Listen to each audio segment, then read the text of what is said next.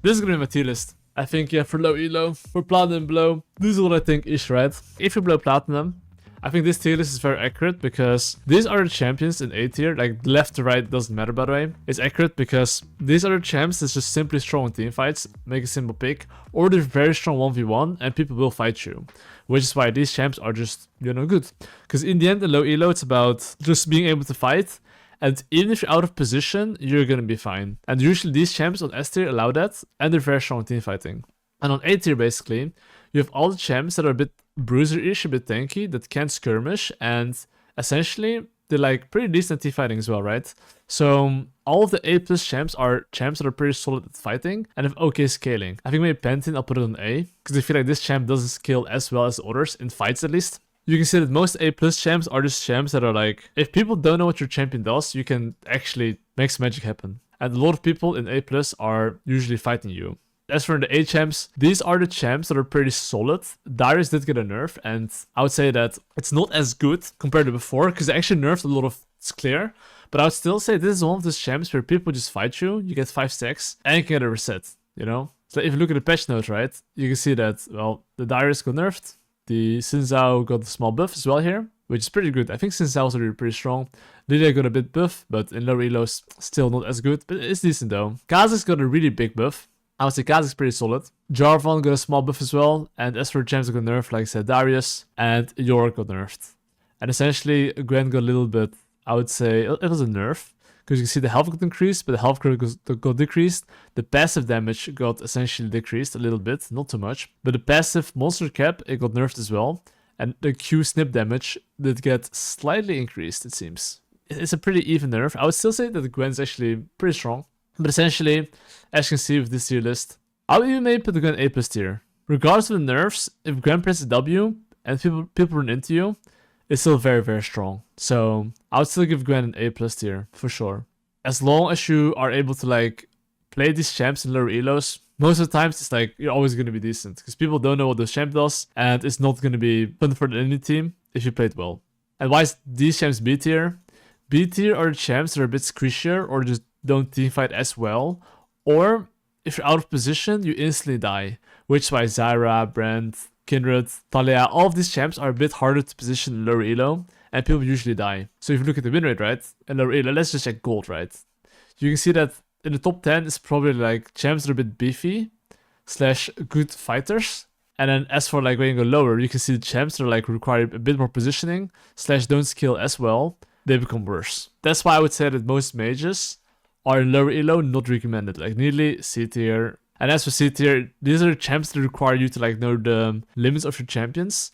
If you don't do that or don't know it, you're kind of useless. That's why I would not recommend you ever to pick C tier champs. These are champs that can scale if you play very well, but if you don't, you're an omega potato. But this is basically the tier list for below platinum, to just elaborate on what I think if you're below platinum. And now I'll be making the emerald plus tier list, basically. Alright, I mean, I'm just gonna make the high elo tier list here from like emerald plus. So if you're above emerald, this tier list is gonna be pretty good for you. So if you're above emerald, I would say that like champs like Zyra become a lot more OP. I would say S tier. This champ, people know in your team how to play slow. And if you know how to use your tempo and have good base timers before objectives, this champ is pretty OP.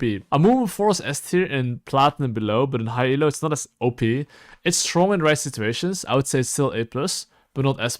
If you have, let's say, Yone in your team, it can still be super good, by the way. Like, it's very underrated, actually, even high elo. And what else would I put in S tier? I would like to put, as well, Miss Elise in S tier. I think this champ, actually, after the buffs, it feels pretty good to play. Especially if you're like 80 champs in your team. It has somewhat decent scaling, so I would actually put Elise in higher tier as well. And I would recommend this champ if you're like above emerald. More above diamond, but even if you're emerald, I would still say it's pretty solid. I'm just gonna follow this list, and let's see where I put Warwick, okay? I'll put Warwick probably in high elo in B tier.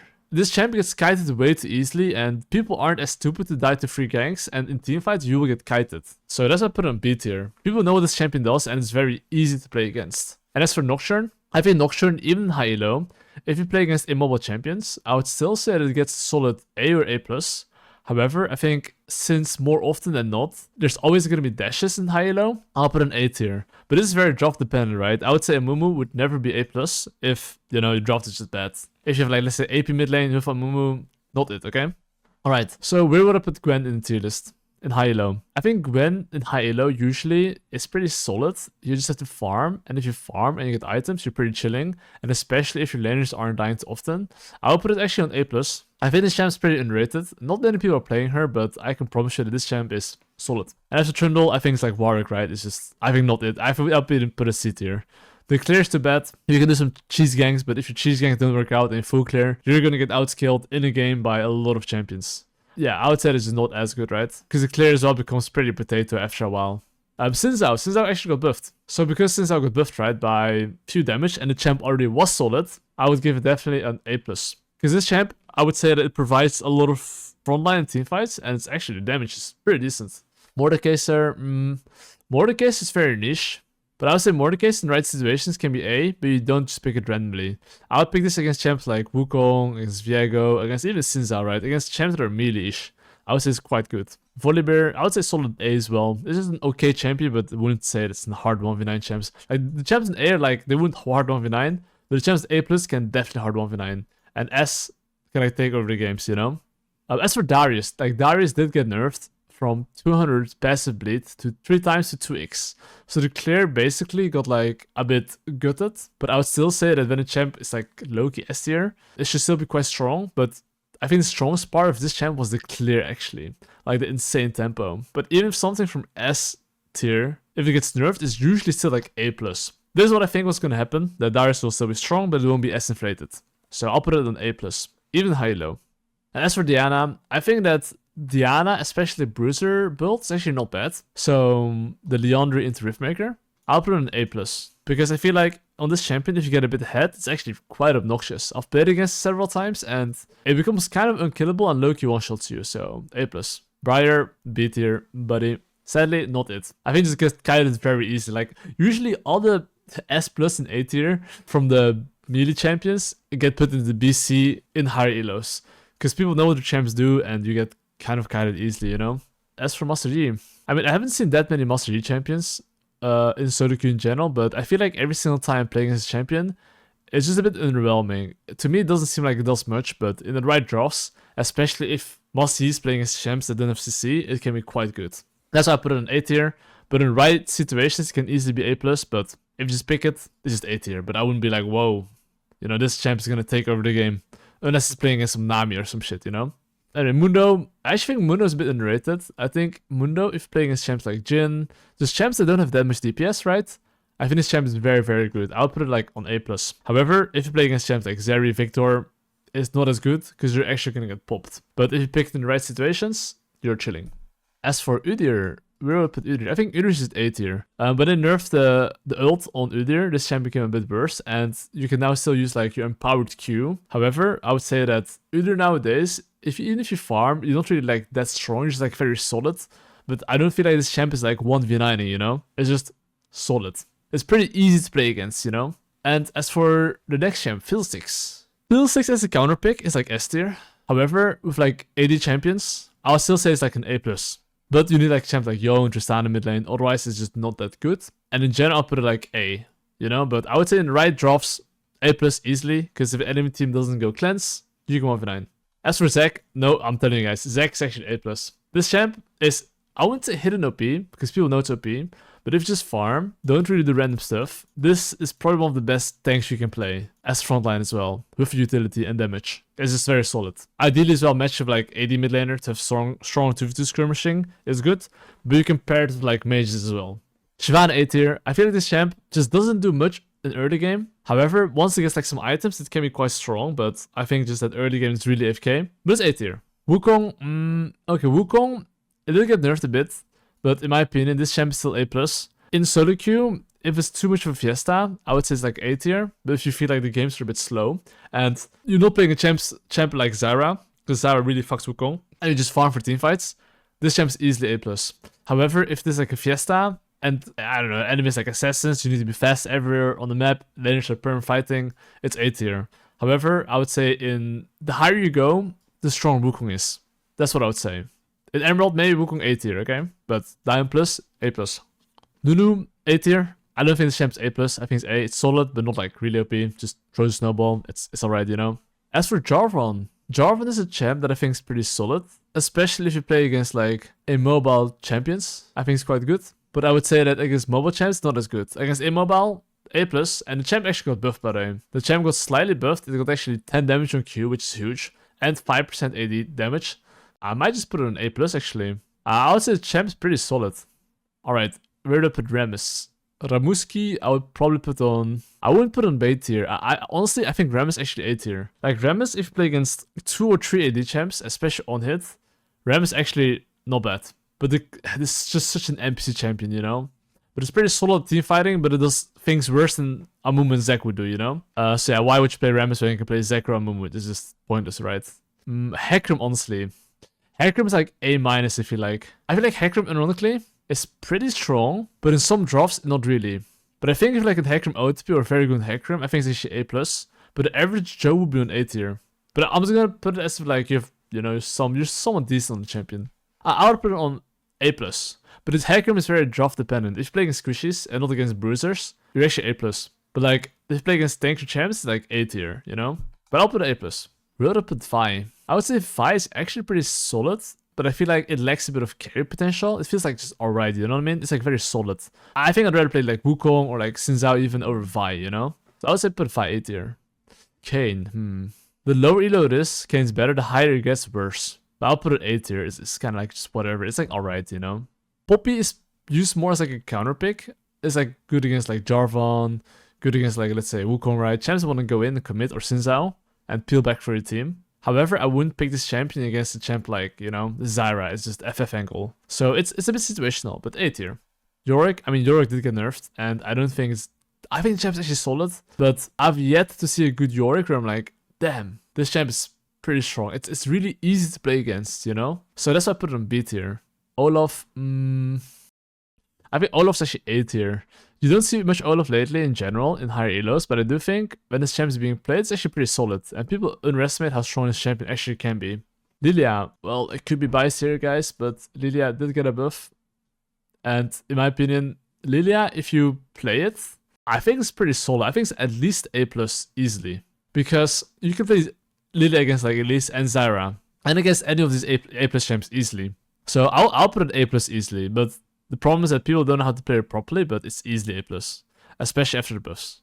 Scar in high elo, I think it's A+ as well. I don't think I've seen it as much anymore. Honestly, I've been perm-banning it.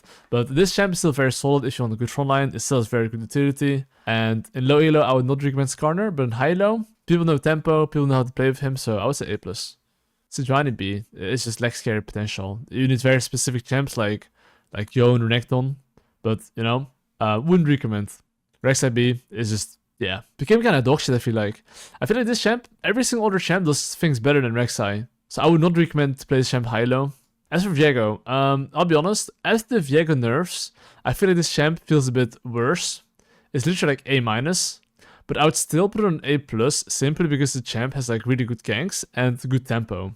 And because it's good ganks and tempo, and if he gets a bit ahead and gets rolling, I would say this champ's quite good, especially with Triforce Collector. So... I think with Triforce Collector, A+. The higher elo you get, the better. But I'll still say A+, yeah. Bel'Veth. I think Bel'Veth is like...